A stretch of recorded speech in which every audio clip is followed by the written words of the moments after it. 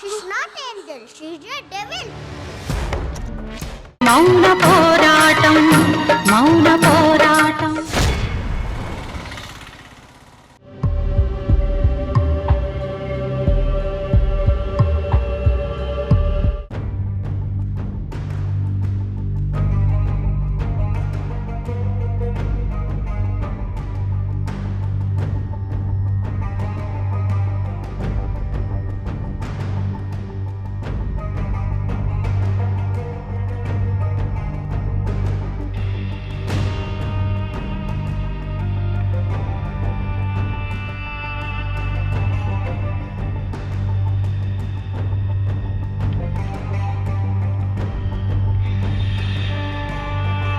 Doctor yes doctor సువర్ణకి ఎలా ఉంది?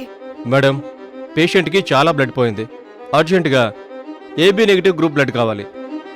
Hospital blood బ్యాంక్లో ఆ గ్రూప్ లేదు. చాలా చోట్ల ట్రై చేస్తున్నాం, ఎక్కడా లేదు అంటున్నారు. మీకు తెలిసిన వాళ్ళలో ఎవరికన్నా ఆ బ్లడ్ గ్రూప్ ఉందేమో తెలుసుకోండి. డాక్టర్ తెలిసిన వాళ్ళేంటండి? మా అబ్బాయి మురారిది అదే బ్లడ్ గ్రూప్. Very good. అయితే వెంటనే ఆయన్ని పిలిపించండి. వాడిక్కడే ఉన్నాడు డాక్టర్. అడ్వాన్స్ అమౌంట్ పే చేయడానికి వెళ్ళాడు. అదిగో వచ్చేసాడు. మురారి, అమ్మా, నువ్వు వెంటనే వెళ్ళి నీ బ్లడ్ ఇవ్వరా. బ్లడ్డా? ఎవరికమ్మా? ఎవరికేంట్రా? సువర్ణకి. ఆవిడికి నేను బ్లడ్ ఇస్తానని ఎలా అనుకున్నావమ్మా? మురారి, ఏంట్రా మాటలు? అయినా నేనెందుకు ఇవ్వడం? వేరే ఎవరినైనా ఇమ్మని చెప్తాంలే. వేరే ఎవరిదో ఇవ్వడానికి అది సువర్ణకి సెట్ కాదు కదా. తనది AB negative blood group. AB నెగిటివా? నీది అదే కదరా. అమ్మా, ఆవిని హాస్పిటల్కి తీసుకురమ్మన్నావు, తీసుకొచ్చాను. డబ్బు కట్టమన్నావు, సరే అని కట్టేశాను. ఇప్పుడు బ్లడ్ కూడా ఇవ్వమంటే నేనైతే ఒప్పుకోను. మురారి, అలా అనకండి సార్. ఓ పాజిటివ్ ప్రతి ముగ్గురిలో ఒక్కరికి ఉంటుంది, కానీ ఏబీ నెగిటివ్ ప్రతి 167 మందిలో ఒక్కరికి మాత్రమే ఉంటుంది. అంత రేర్ గ్రూప్ సార్ అది. అయినా సరే నేనివ్వను. మురారి, నా పిల్లలు ప్రాణాలు పోసేవాళ్ళవ్వాలి అనుకున్నాను, కాని ఇలా ప్రాణాలు తీసేవాళ్ళు అవుతారనుకోలేదు. అమ్మా, నువ్వు మాత్రమే కాపాడగలిగే ఒక ప్రాణాన్ని కాపాడకూడదనుకుంటున్నావంటే అది నథింగ్ బట్ మర్డరే కదా. అమ్మా, అది వెళ్ళరా, వెళ్ళి మానవత్వం చూపించరా. ఒకరు మనకి చెడు చేశారని మనం కూడా చెడు చేయాలనుకోకూడదు. మనం చేసే మంచి పని మనల్ని కాపాడుతుంది. వెళ్ళు, వెళ్ళి బ్లడ్ ఇవ్వు. అమ్మా, ఏంటమ్మా? అమ్మని చెప్తున్నాన్రా, వెళ్ళివ్వు. సరే అమ్మా. రండి సార్.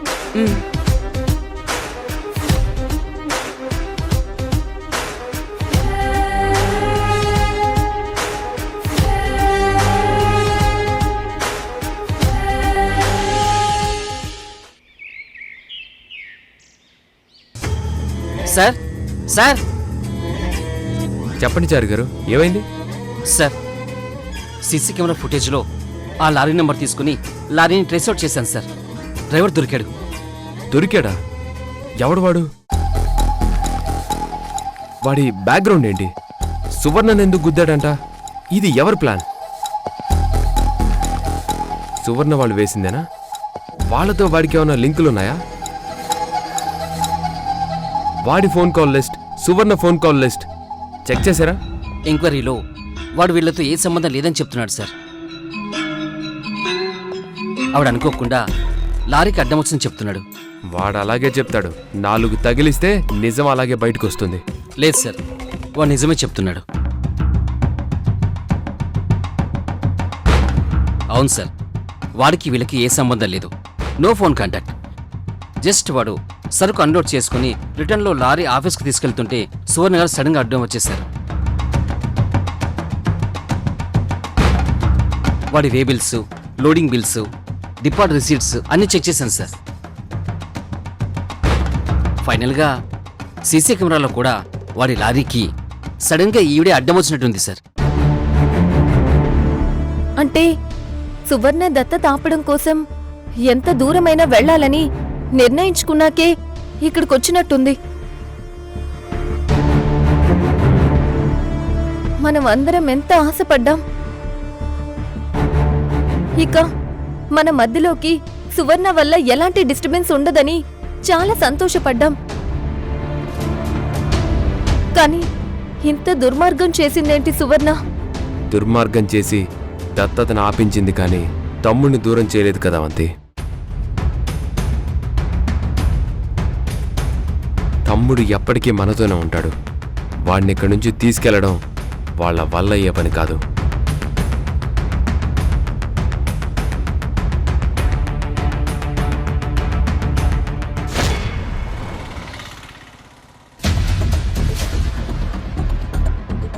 వచ్చావా? చిచ్చి, ఆ దుర్మార్గురాలకి నా బ్లడ్ ఇవ్వాల్సి వచ్చింది. ఒక మంచివాడి బ్లడ్ ఒక చెడ్డదానికి ఎందుకు ఇవ్వాలి? నువ్వు చెప్పింది కరెక్టేరా. ఒక మంచివాడి బ్లడ్ చెడ్డవాళ్ళకి ఇవ్వకూడదు. కానీ ఇలా చేయడానికి 2 థియరీలున్నాయి. ఒకటి, చెడ్డవాడి బ్లడ్లోకి మంచివాడి బ్లడ్ ఎక్కిస్తే ఆ చెడ్డవాడి ఆలోచనలో కొంచెమైనా మంచి చేరే అవకాశం ఉంది కదా. 2, చెడు మంచి అంటూ తారతమ్యాలు సృష్టించుకుని గోడ కట్టుకునే మనుషుల మధ్య మానవత్వం పెరిగే ఛాన్స్ ఉంది కదా. అమ్మా, అదంతా నాకు తెలీదమ్మా. నువ్వు చెప్పావనే నేను బ్లడ్ డొనేట్ చేశాను, అంతే. అయిపోయింది కదా. ఇంకా మనం ఇక్కడ వెయిట్ చేయాల్సిన అవసరం ఏముంది? పద పద వెళ్దాం. రేయ్, పదమ్మా. మురారి, పదమ్మా. ఆగరా. డాక్టర్, ఆ. ఇప్పుడు ఎలా ఉంది సువర్ణకి? స్పృహ వచ్చింది. ఓ 1 అవర్ తర్వాత వార్డుకి తీసుకొస్తారు. మీరు వెళ్ళి మాట్లాడవచ్చు. Okay doctor, thank you. Okay అండి. అమ్మా, లోపలికి వెళ్ళి ఎలా ఉందో చూడ్డానికి ఆవిడ మన మనిషి కాదు, పగ మనిషి. పరామర్శించాల్సిన అవసరం లేదు. పదమ్మా, మన ఇంటికి రే వెళ్ళిపోదాం. మురారి, ఆగరా. ఇప్పుడు సువర్ణ దగ్గర ఎవరూ లేరు. తనని అలా అనాథలా వదిలేసి ఎలా వెళ్ళిపోదాం అనుకుంటున్నావు? అమ్మా చాలమ్మా, నువ్వింకా ఫేవర్ చేయాల్సింది ఇక్కడేమీ లేదు. నేను ఫేవర్ చేయట్లేదురా, హెల్ప్ చేస్తున్నాను. అదే ఎందుకు చేయాలి? చెయ్యకపోతే నాకు నేను సమాధానం చెప్పుకోలేను. ఇదిగో, ఇది ఒప్పుకోదు. ఒక్క మాట్రా, ఇసుకలో పంచదార వేస్తే చీమలు పంచదారని మాత్రమే తీసుకుని ఇసుకను వదిలిపెట్టేస్తాయి. అంత చిన్న జీవి అంత ఖచ్చితంగా తీపిని పట్టుకోగలిగినప్పుడు మనుషులం మన కళ్ల ముందు కనిపించే కొంచెం మంచిని పట్టుకోకపోతే ఎలా చెప్పు? మంచి ఎక్కడుందమ్మా? వాళ్ళకి ఏ మూలన మంచి అనేదే ఉండదు. తనకి ఒళ్ళంతా విషమే. మురారి, ఏంట్రా నువ్వు మాట్లాడేది? దుర్గగారు, ఇప్పుడు సువర్ణ గారికి ఎలా ఉంది? ఇప్పుడే కళ్ళు తెరిచిందంట. 1 అవర్ తర్వాత లోపలికెళ్ళమన్నారు. అమ్మయ్యా, మీ మూలాన సువర్ణ బతికింది. ఇకనైనా తను మారితే బావున్ను.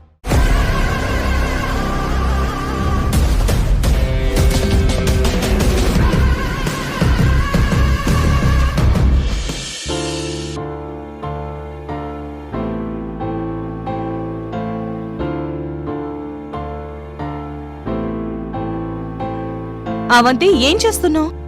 ఏంటో, చాలా మందికి అలవాటు ఉంటుంది కదా. ఏంటది? కంటికి కనిపించేదాన్ని మళ్ళీ క్వశ్చన్ చేయడం. అంటే నేనడిగింది వంటగదిలో నువ్వెందుకున్నావ్, ఇదంతా ఎందుకు చేస్తున్నావని. ఇది కూడా అలాంటి క్వశ్చనే కదా. సువర్ణ గారి వల్ల మొత్తం ఫంక్షనే క్యాన్సిల్ అయిపోయింది. దానివల్ల ఫుడ్ కూడా క్యాన్సిల్ అయిపోయింది.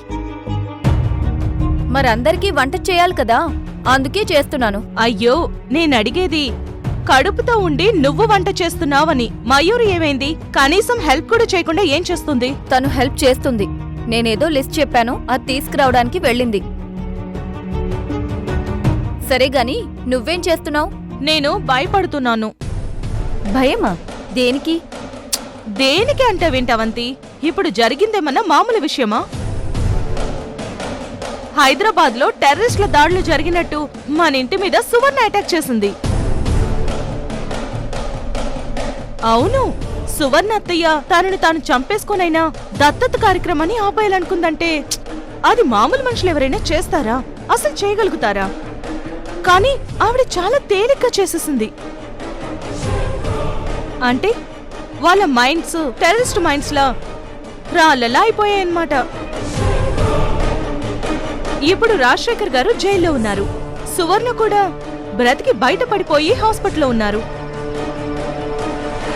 కానీ జీవితాంతో హాస్పిటల్లోనే ఉండిపోరు కదా. ఏదో ఒక రోజు కోలుకొని బయటకొస్తుంది. వచ్చాక ఊరికే ఉంటుందా? ఏదో ఒకటి ప్లాన్ చేస్తుంది. ఆ ప్లాన్లో ఈసారి తనని టార్గెట్ చేసుకోకుండా డైరెక్ట్ గా మనల్ని టార్గెట్ చేస్తే?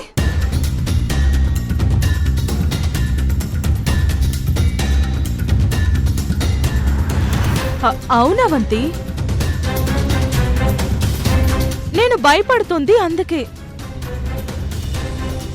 తనని తాను లారీతో గుద్దించుకోగలిగిన మనిషి ఎదుటి మనుషుల్ని ఎంత తేలిగ్గా చంపేయగలుగుతుంది అని చాలా భయంగా ఉంది నాకు.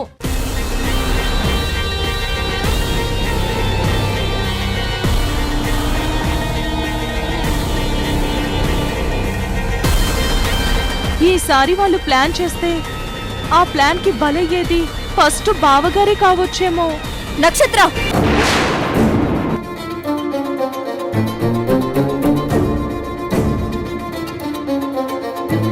నేను ఈ మాట చెప్పడానికి ఒక కారణం ఉంది అవంతి. వాళ్ళని ఇంట్లో ఎదిరించగలిగేది ఇద్దరే. ఒకరు అత్తగారు, రెండు బావగారు.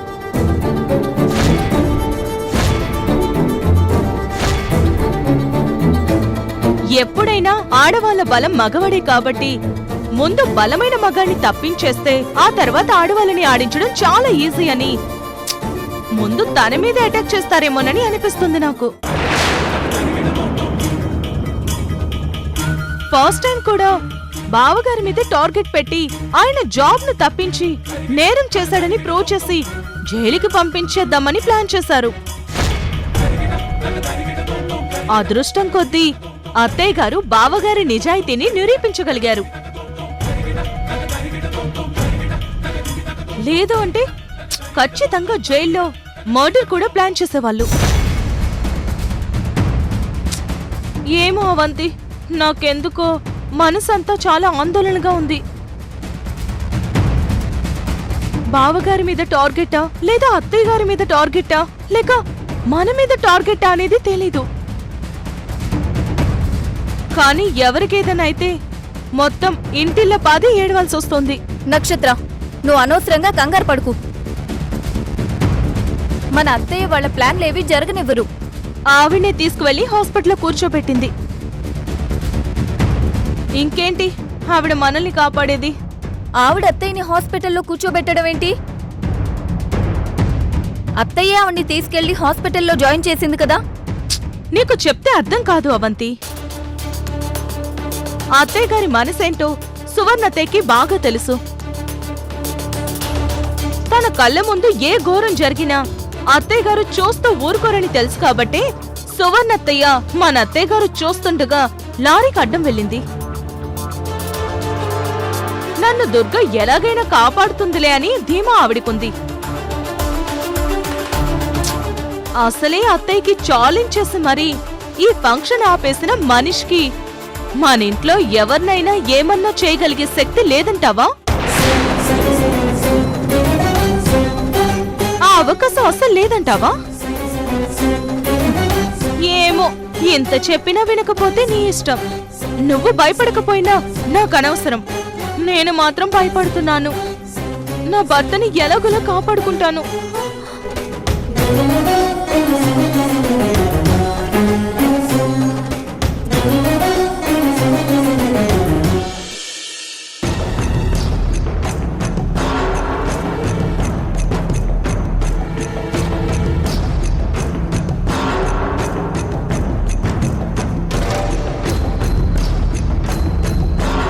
సువర్ణ, రా దుర్గా. నా ఆయుష్రేఖ గట్టిది కదా. నేను చనిపోలే. హ్యాపీయే కదా, లేకపోతే అన్హ్యాపీనా?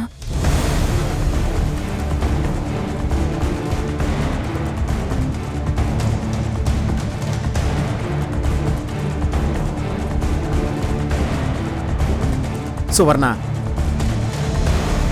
ఇంకా దుర్గగారిని శత్రువులా చూస్తూ ఈ మాటలేంటి సంబంధం లేకుండా? యాక్సిడెంట్లో నీ చిప్పేమైనా దెబ్బతిందా? ఈ దుర్గగారు లేకపోతే ఈ పాటికి నువ్వు పైకి పోయి ఉండేదానివి. చావు బ్రతుకుల్లో ఉంటే శత్రువునైనా మిత్రుణ్ణైనా ఏ దుర్గా ఒకేలా చూస్తుంది. నాకు తెలుసు రఘురామ్.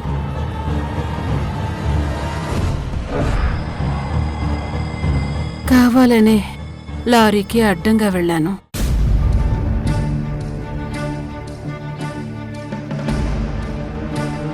లారీ గుద్దితే ప్రాణం పోతుందని తెలిసి అలా ఎలా చేస్తావు?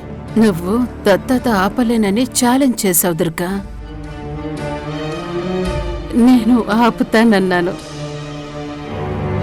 ఆపానా లేదా? ఏయ్, నీకు చావు వరకు వెళ్ళినా ఇంకా బుద్ధి రాలేదా? మురారి ఆగు. చూసావా అమ్మా ఈ మనిషి? ఇలాంటి మనిషిని కాపాడాలని నువ్వు నన్ను తిట్టావు. నా చేత్తో ఈమెని హాస్పిటల్లో జాయిన్ చేసేలా చేశావు. డబ్బిచ్చి నాతోనే ఈమె బిల్ కట్టేలా చేశావు. నాతోనే ఈమెకి బ్లడ్ కూడా ఇప్పించావు. మురారి చేసింది మంచి పనే కదా. కానీ మంచి చేసిందే ఒక పాముకమ్మా. ఇంత చేసినా ఆమె చూడు మైండ్లో ఎంత విషయం పెట్టుకుందో.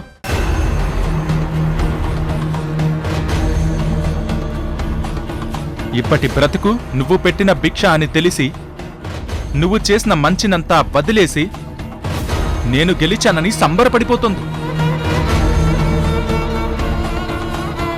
మురారి, కౌరవుల సంబంధాలు కాసేపే ఉంటాయి.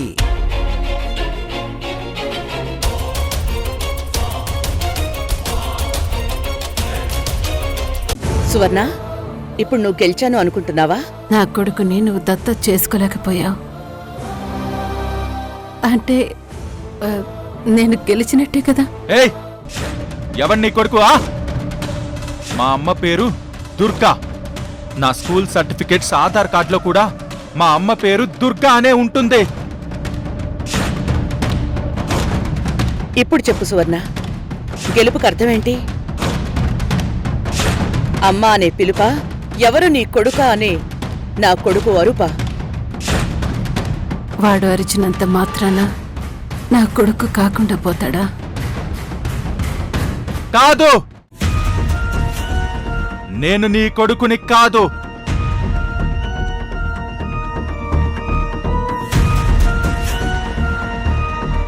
ఈ రోజు నన్ను హాస్పిటల్కి మోసుకొచ్చి నాకు బ్లడ్ ఇచ్చింది ఎవరు? నువ్వు.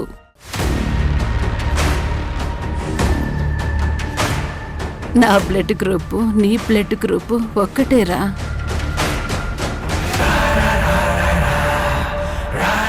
అదే చెప్తుంది కదరా నువ్వు నా కొడుకు అని. సువర్ణ, చదువుకున్న దానివి. బ్లడ్ గ్రూప్ కలిసిన వాళ్ళంతా బంధువులైన వాళ్ళే కానక్కర్లేదని తెలీదా నీకు?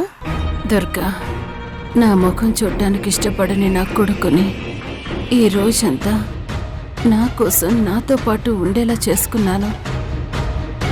నువ్వే ఉంచేలా చేశాను. ఇదే నా కొడుకుని నా సొంతం చేసుకోవడానికి పునాది. నువ్వనుకున్నది ఆపేలా చేశా.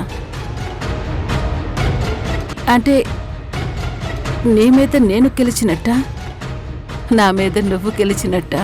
నేను నీ మీద గెలవాలనుకోలేదు సువర్ణ. నా కొడుకుని గెలిపించుకోవాలనుకున్నాను.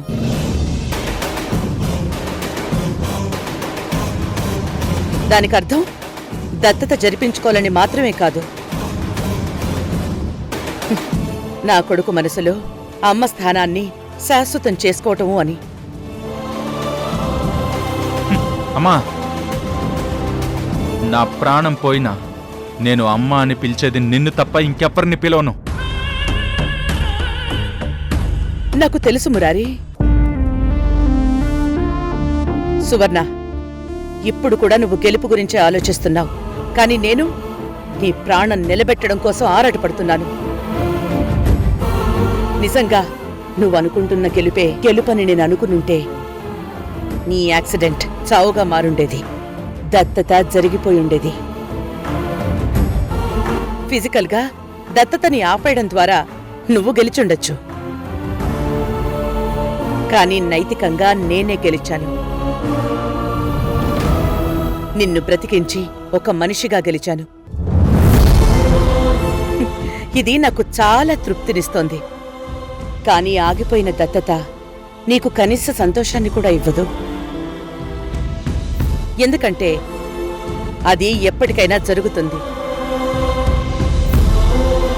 అప్పుడు నీకు యాక్సిడెంట్ కాదు, యాక్సిడెంటల్గా కూడా ఏమీ చేయలేవు. జరిగేది చూస్తూ ఉండడం తప్ప.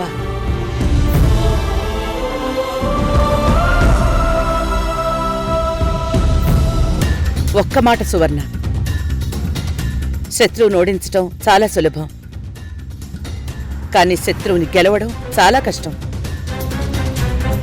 నువ్వు నన్ను ఓడించావు, నేను నీ మీద గెలిచాను. ఇంకేం ఆలోచించకుండా ప్రశాంతంగా రెస్ట్ తీసుకో.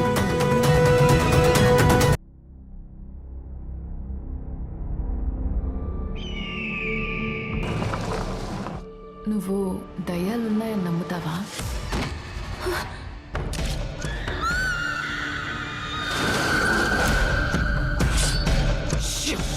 దయ్యం వస్తుంది.